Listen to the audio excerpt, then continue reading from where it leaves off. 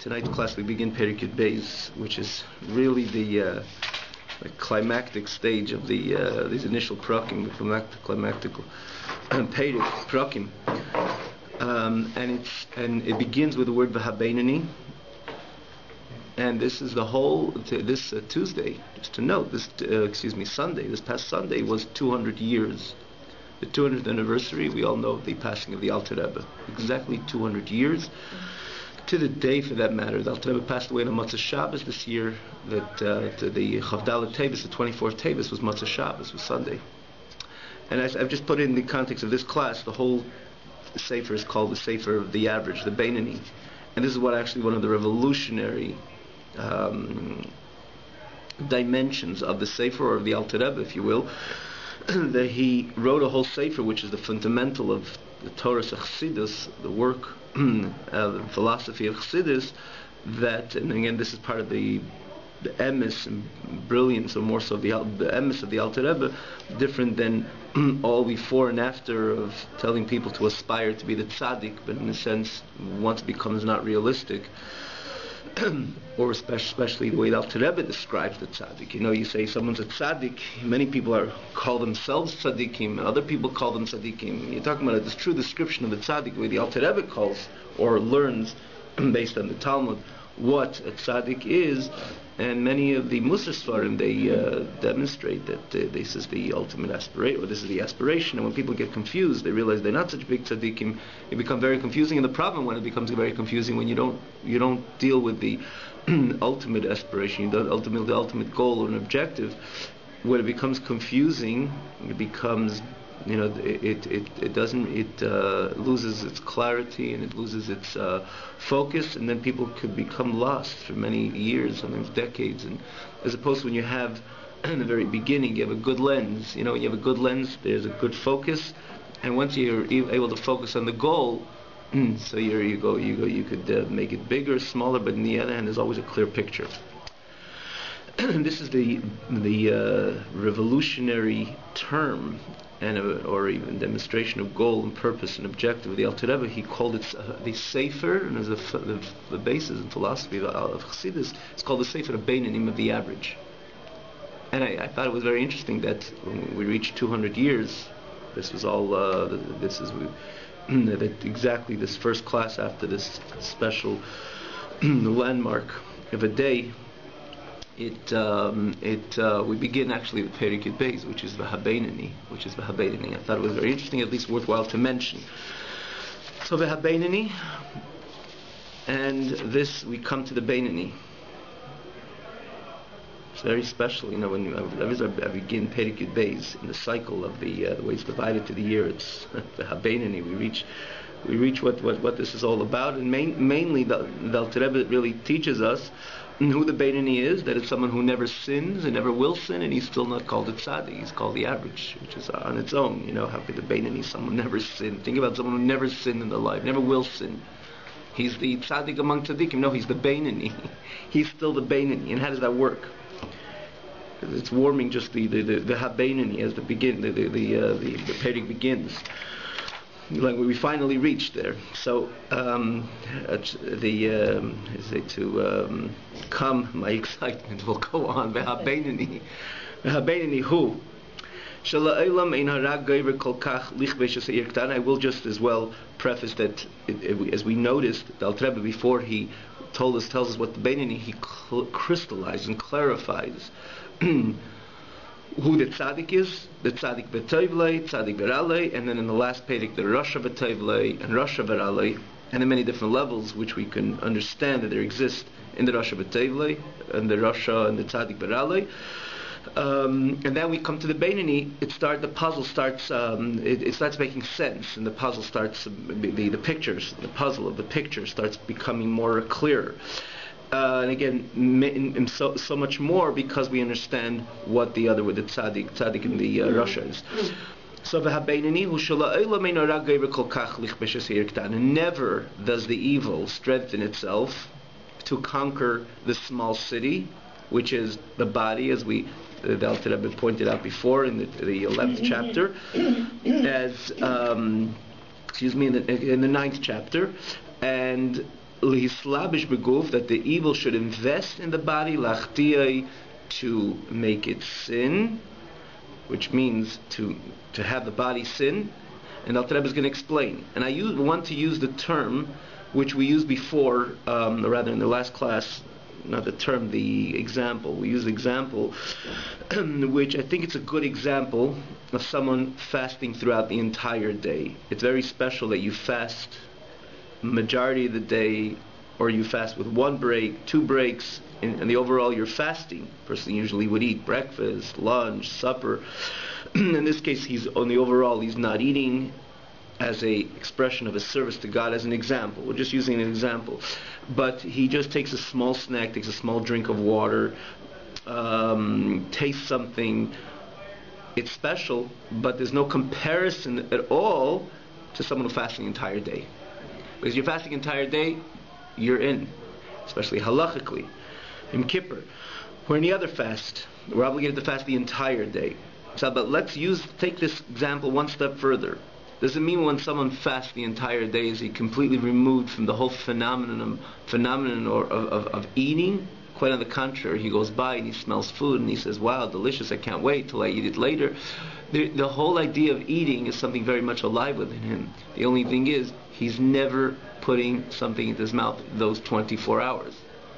Ever. Not even a zip, not even a taste. But the whole idea, the concept, the notion of eating or drinking is completely not removed from him. And I'm using this example because this is the life of the Beinoni, but look at the day of his fasting, and the example is in his entire life. That the idea of sinning is not removed because he still has a heart, and in the heart, the Nefesh Baham is situated. He's not the tzaddik, which will be Arta Haram Mikir. He never got rid of the evil, on no form or fashion. The evil is still potent within himself, and therefore he has this constant battle and war not to sin. Had he got rid of the evil, that goes always together. Not to elaborate, we elaborated this in the previous chapters. It goes together. It's the idea of conquering the evil within one midst goes together with ultimately no battle on the battlefield, meaning to say in a person's life, may it be in thought and speech and action. The fact that his evil is completely intact and it's sending constant signals for him to transgress, to invest his thought or speech or action. Action is something which is prohibited, and same thing mitzvah say, there is a sense of laziness because the animal within him, within his heart, is again very strong and never lost its strength in no form or fashion because he's not tzaddik. If we understand that tzaddik, v'arta, on what level? Remember, it's tens of thousands of levels of tzaddikim, means that there's tens of thousands of ways that you diminish the strength and the potency of the Rav, the evil which exists within you. But he's not the tzaddik, so he's the Beinoni. So he's the Beinoni, it never lost its strength. And it's always sending its with mighty signals to think, speak, or do contrary to Ratzon Hashem. And similarly, that animal in the mitzvah says always could have this laid backness, if you will, the laziness not to serve Hashem b'simcha v'tov levov, and is learning Torah and is doing a mitzvah, or doing a mitzvah b'hiddur, or being careful in doing a mitzvah, etc. So why is he called the Beinoni? Because he never gave in.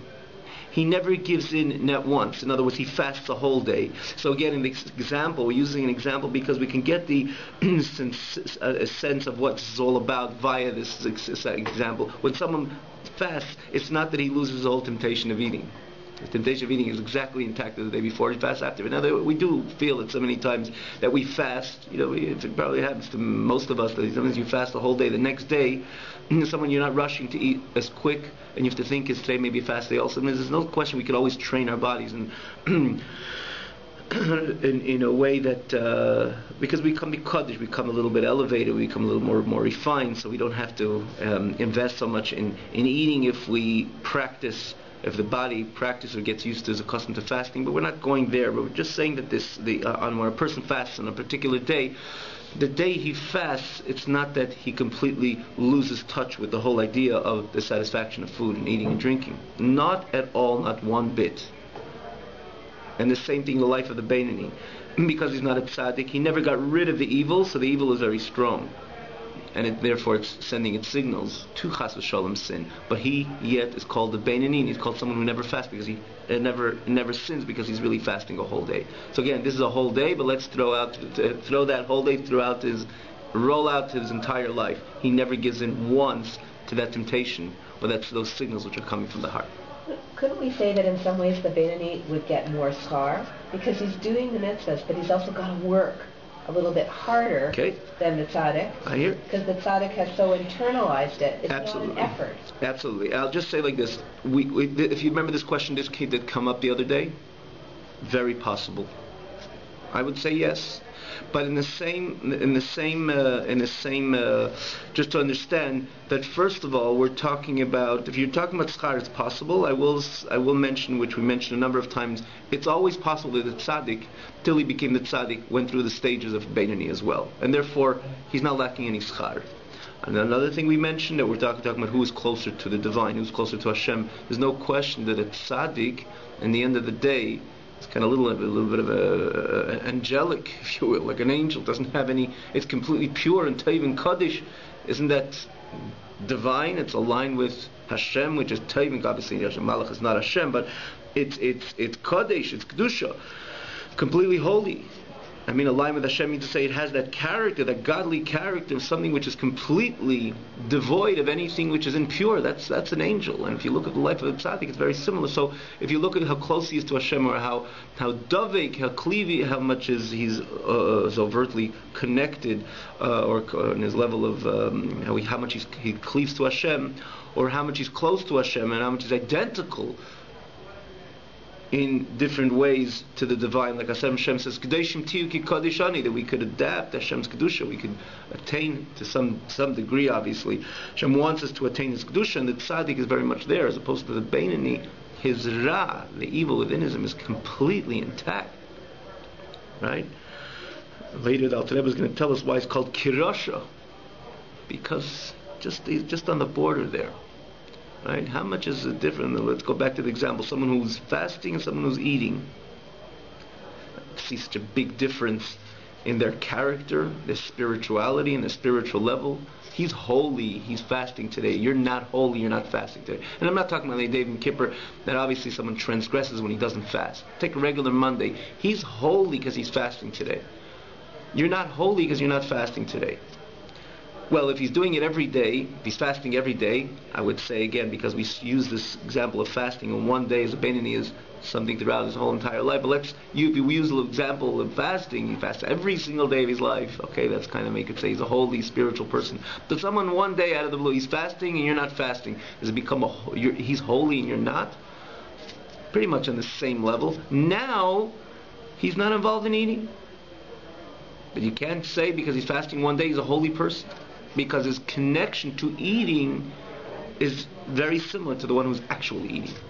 The only thing is he's not, and therefore in this case, in the end of the day, what Torah demands from us is to keep a pure thought, speech, and action. That's what Torah demands. Torah never said to the Jew, uproot, or Torah never said to the Jew, if you want to know you're in, is if you uproot any temptation to worldly matters, or even things which are permitted, which are extra, or even this prohibited. Torah, there's no command in Torah which tells the Jew, you want to know if you're close to me, that you have no temptations in anything which is physical, mundane, or even the prohibited. No mandate like that in Torah.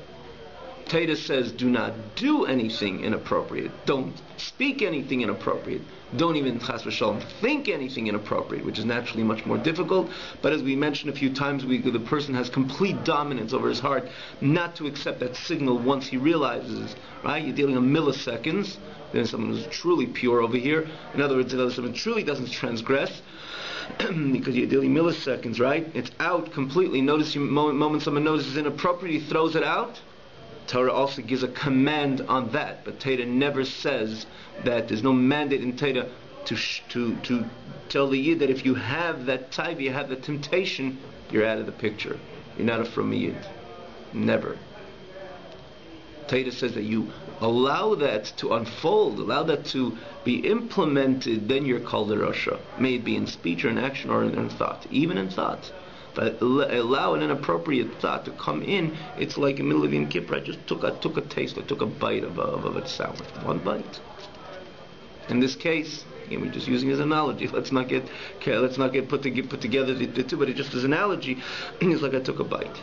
The Rasha never takes, the Beinoni never takes a bite. It means to say he never allows even a thought, once he realizes it's inappropriate, to enter willingly into his mind. He's called a Rasha. One is called a Rasha if he does so.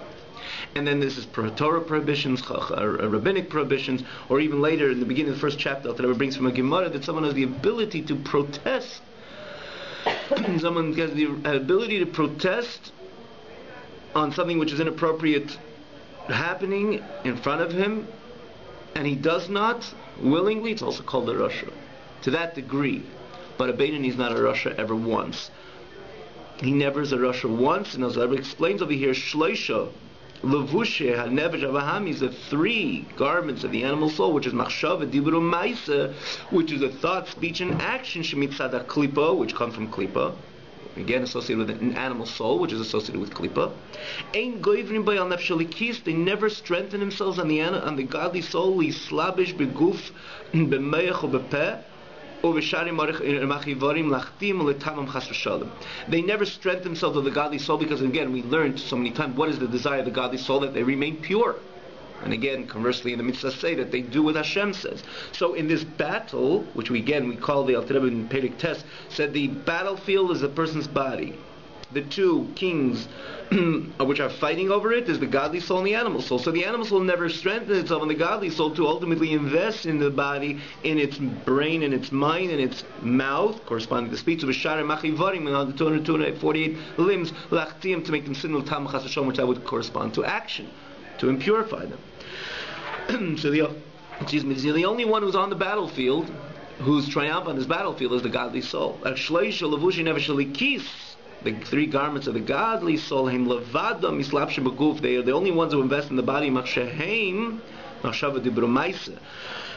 they say they invest in the body, because this is the thought, speech, and action of Teyak Mitzvah Torah, the 613 Mitzvahs of Torah. Now, obviously, when you say 613, you're dealing with the Mitzvahs Leisa, the 365 negative Mitzvahs, and 248 positive Mitzvahs. So who's on the battlefield? Who's winning? In other words, who is victorious over here in this battle? The godly soul. That again, pertaining what the Torah mandate of a clean thought, speech, and action, Chas v'Shalom, never transgressing the 365 mitzvahs leisesa, and on the mitzvahs say always doing the 365, if the 248 mitzvahs say, and whatever it entails, and ultimately how it unfolds in the rabbinic, anything which is associated with Ratzon Hashem. He never sinned, never transgressed, never did an avera. And he will never do a sin ever in his lifetime. And he's never called a Rasha, even one moment, and even 1 second throughout his entire, even 1 hour or 1 moment throughout his entire life. And understandably, why he's not called a tzaddik. Based on this rich explanation of Rebbe in the previous chapters, we clearly understand why he's not called a tzaddik. It's like the guy who's fasting that day. There's nothing particularly spiritual about him. And the same thing, the Beinoni. He's a spiritual person. In other words, he's winning a war, and he's on the battlefield, and it's not an easy war. And like you say, there's reward, and Hashem is definitely appreciating his service. But essentially, he has a very strong and potent Nefesh Bahamis, which continues to send its signals. What I don't understand is if he is sufficiently in control of even his thoughts, yes, that he can shut down those thoughts absolutely right away, that it's hard to reconcile that with what you're describing, that the evil within him is very much intact. Because I think if someone's at a level where they can really control their thoughts, then they are prevailing over that evil. Because thoughts are a different category than speech and action. Yes. Absolutely. But could you say the thought is the thought could you align the thought and the heart? Not at all. The thought is still a garment thought is still a garment. If you notice, you have the Tanya, you look at the beginning of chapter 4, there's the inside, the brain, the heart, and then the thought, speech, and action are all garments over the brain, the intellect, and the heart, which is the emotions. It's ultimately a garment and not part of the structure of the soul itself. It's clearly a very refined garment, I agree, and there's no question that if you want to translate it in reality on the ground, there's no comparison, right? I could close my mouth and I could hold my hands. I should not do that or speak that, but my mind, it's always it's always flowing. But in the same token, thought is still a garment. The fact, and what's the definition of a garment, for example? We explained then, we learned in the 4th chapter, that a garment is, for example, you have a dirty shirt. You could take the shirt or the blouse and you could change it within a second to something clean, and vice versa. Similarly, thought, as much as Mishatet Tom is more a refined type of garment, the fact that I'm controlled, that I can change it, that it shouldn't think that shows that it's not something essential. Someone cannot change a hand, chas v'shalom. Today's technology, things may be possible. Chas v'shalom, it's still not a simple idea, because this is part and parcel of who you are. A garment you can change. Machshava you could change, because if it's thinking something inappropriate, let's call it a not clean garment, and then you think about it, you think a clean, holy machshava, or you shun that machshava, you throw it away, means to say that it has that similarity to the garment, as opposed to a midah, a character. Let's even look at this from this perspective. A character, could you change a character from one second to the other? No. So you're saying that Beinoni has something evil in the character then, and the thought is just a manifestation of that. It has that similarity. It has a common denominator with speech and action. The fact that they are levushim, it's a garment. It's a more refined garment. We all agree and we all know, right? And we know there are challenges, and so many times we're challenged with our thought much more than with our speech and action. Even though the way I must say this is a famous joke. So this individual, which was.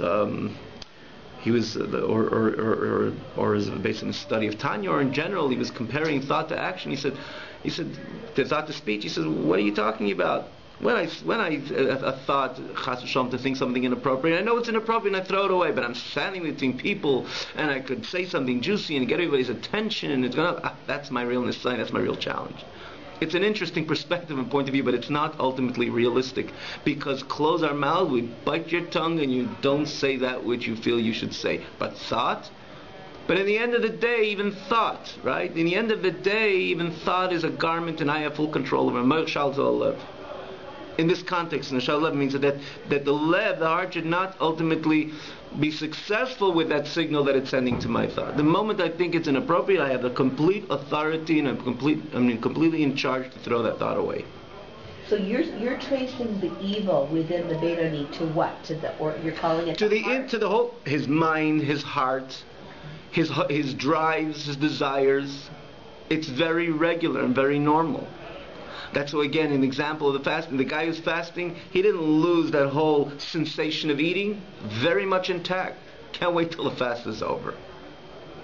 In this case, can't say the Beinoni is waiting till life to be over in order to get rid of this whole challenge, is fasting. But it's something that it's completely intact. The sensation of eating is there. The sensation of anything, that normal approach to anything, which the heart, not the heart of the godly soul. The heart of the godly soul, he knows one thing: to love God and to fear God.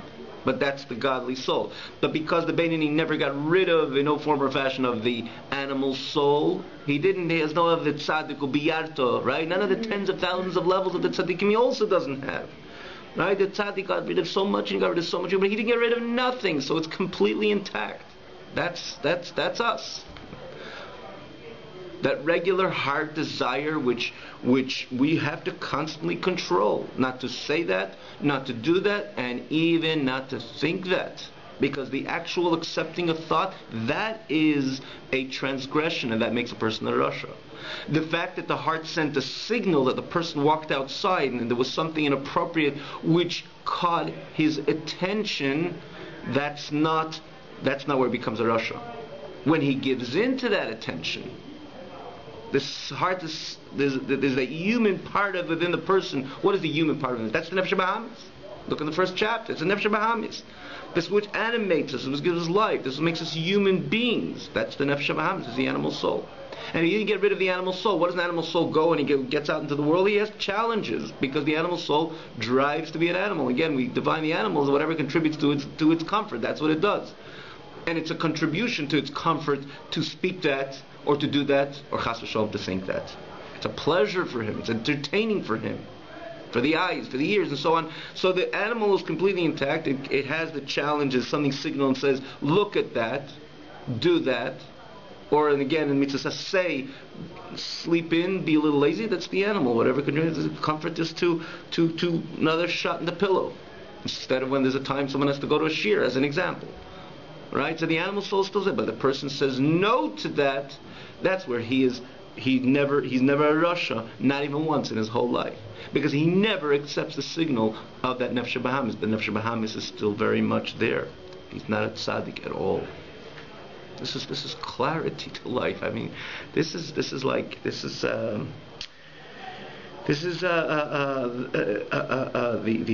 revolutionary. This is definitely revolutionary. Oh, I went outside and I had a challenge. Who am I? You're you.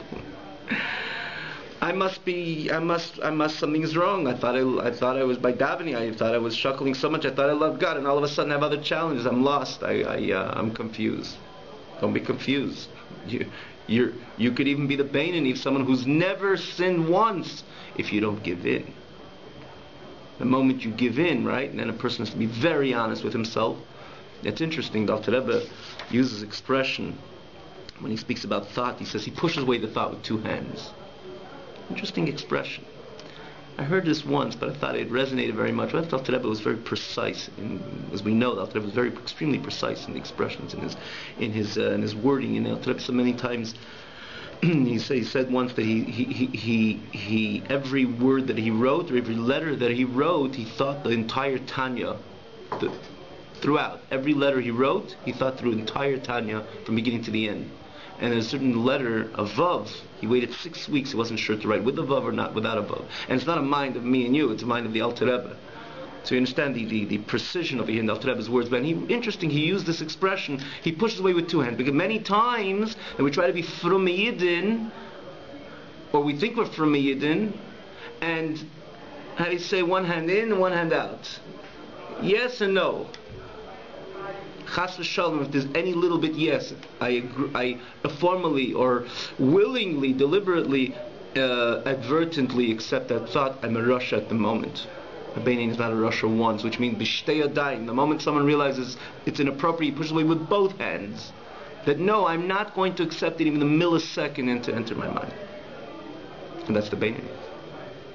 So he's definitely someone special. Let's not get carried away. He's definitely someone special, but we see how it's attainable to us. Nobody could tell us to do anything or to speak anything, and even to think something which is inappropriate. We have complete control, and we have the 100% ability to govern even over our thoughts. So what happens to the Beinoni who lives a very virtuous life, but occasionally he will slip up? And maybe he doesn't push that thought away. He's not a Beinoni. That's it. You're gonna say his whole life he's no longer. Okay. So first of all, the answer on the surface, and I must say that I was going to comment on the expression Alter Rebbe says over here. Okay, so we'll clarify what you're asking over here. But let's say on the surface, answer is yes. What happens in the middle of Yom Kippur? I took just one little sip of water. Am I fasting? No, I'm not. Can I control myself to fast the whole day? Absolutely. Tens of thousands of Jews do it around the world. And the same thing. Yesterday I did. This morning I did. Now I did not. That was my decision. Nothing slips in my acceptance of even a thought. Even one thought throughout my life. Nothing slips. There's no such thing something slipped. That was my deliberate decision. So if it did, it's like I just took a little zip, and therefore I'm not fasting. Yes, I'm not a Beinoni, I'm a Rasha. But a thought is not tangible. The analogy with the food is, I don't know, I find it's in the context of Avodas Hashem, it's very tangible. And the main thing is it's not our desire. This is part of Torah mitzvahs. Once it's part of Torah mitzvahs, it says Hashem doesn't tell someone to do something that he or she cannot do, or it's unattainable to them. And the fact is that we have complete control of our thoughts. And you're dealing with somebody who this morning he controlled it, and again, these things could come not 5 minutes, something 5 seconds. But I control, and if I did not control, I allowed that to come in. I'm a Rosh, I'm not a Beinani. I ate. Even a little bit. So now the big question is, and this I must say that so the Beinani is a very special person, but we do know that it's 100% attainable. I know it's attainable.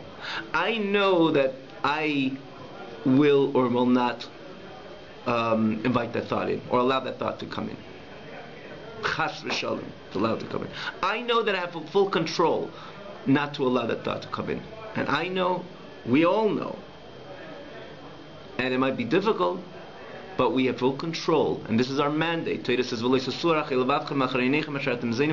say that we have full control and we can hold back even a thought.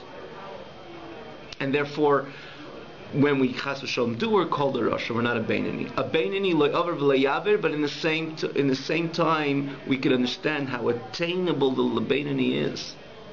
And I'd like to conclude over here with just this to answer your question, and one little expression that Alter Rebbe says so interestingly, and so comforting. So these words over here, choice of words. This becomes such a mirror. It's a mirror to Avodas, to the average person's Avodas Hashem over here.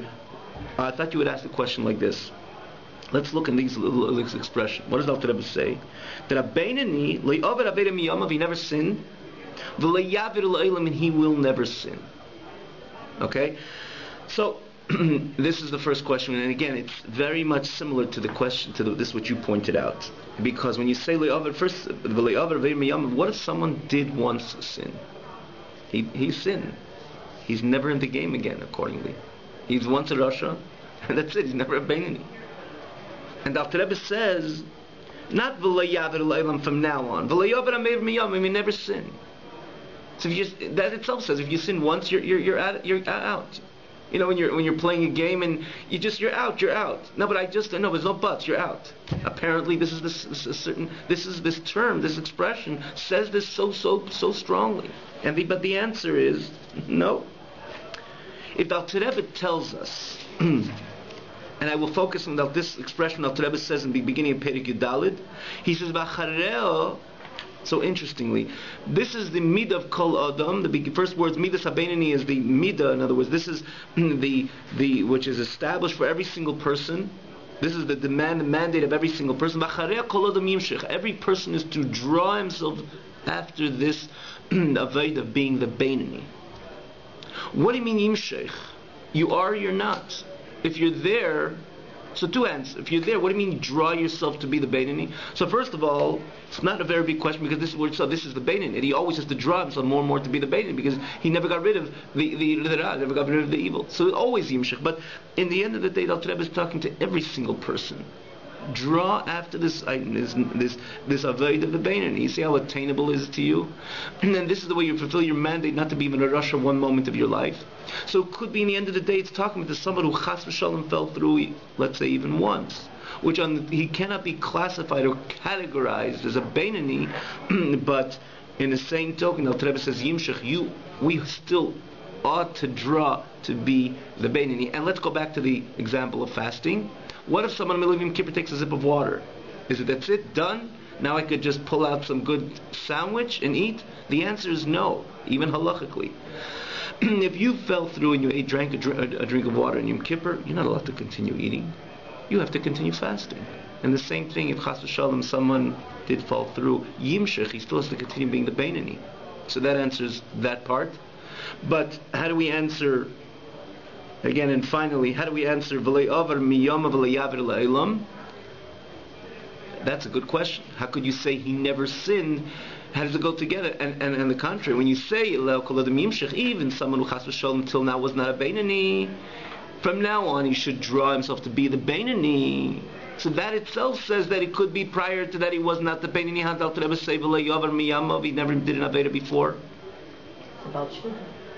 About tshuva, but did he do Avedas miyamav? So the answer is take this analogy which you're saying. Let's say about tshuva.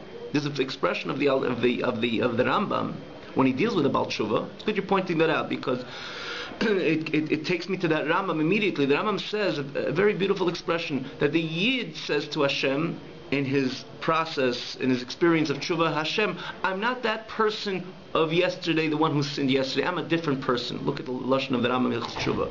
I'm a different person. Which means to say that when a person does tshuva, he really he lifts himself to a new level, and he becomes really a totally new person. He's not the person of yesterday. Similarly, very, very much similarly, in this case over here, when somebody enters that mode of Beinoni, he's on a level that sin, what means over miyamav? Right? Let's say I'm standing, let's say even get even clearer. Let's say I'm standing next to somebody who sins. Does it mean because I'm in the same domain as someone who sins, I'm a sinner? Not at all. Not at all. Because the fact that I'm standing next to someone who sins doesn't make me one bit of a sinner, even though I'm in the same within a few feet, in the same proximity of someone who's sinning. Right? Now, focus on the person himself. Yesterday he sinned, but the fact is, yesterday he's another person. Yesterday he was in the level of Rasha, and today he's in the level of Beinoni. The fact that he's in so close in proximity, it looks like this is the person of yesterday. Externally, it looks like the person of yesterday. He lives in the same address as the person of yesterday. There's so many similarities to the person of yesterday, but it doesn't bring him, or not because there's so many similarities to the person of yesterday, does it say that this person is connected to the person of yesterday. And that's why I say this example. It doesn't mean because if you're in the same room as somebody who's sinning, or in the same domain, who's sitting at the same table as someone who's sinning, you become closer to the phenomenon of sin. Absolutely not. And the same thing when you're telling somebody a Rasha, which yesterday was a Rasha. Today he's a Beinoni, which means he yanked himself away from that state of yesterday. Now he becomes in a state that the whole phenomenon of sin is completely negated from his consciousness, which means his desire is clearly, and he's so determined, I will never give in to my nefesh bahamis, maybe in action, maybe in speech, maybe in thought. And I will do all the mitzvahs that Hashem tells me to do, which is again associated with action and speech and thought. And therefore that whole notion of sinning is so removed from me, I become somebody like lo yaver ma'olam, like I never sinned, because it's not the same person as yesterday. I'm in a different world. I look similar to the person of yesterday. That look like that, like someone sitting in the same table as someone who's sinning. It doesn't make me a sinner because I'm sitting so close. So even I'm close in proximity, again, it looks like the same person. Externally it is. But because I yank myself from that whole world of sinning to a total different world, the Alter Rebbe could say, now you are a person that its sin is so negated from you that lo yaver miyamav is like you never sinned before. It's not your world. In conclusion, what we learn from this, that a person in every time, chas v'chalil, if everybody fell through in the past, still we ought to draw ourselves to be that Beinoni, to know clearly that the Hashem mandate of us in the Torah is not, that never told us to become inhumane. He never told us that maybe one day He'll help us to become a little more spiritual and a little less driven to things which are inappropriate, but that's His decision. The fact that we still have that Ra within ourselves, because in no form or fashion are we the tzaddik, so the Ra is very much intact, and it wants to make us sin on a constant basis, and it wants us to keep us laid back from doing what we're supposed to do. We have to know that that is not our mandate, to shun that. Our mandate is not to allow that to go further, chas v'shalom, to actually impurify our action, speech, or thought, and again, it makes us say, to hold us back from doing what we're supposed to do in action, speech, and thought. Have a great evening.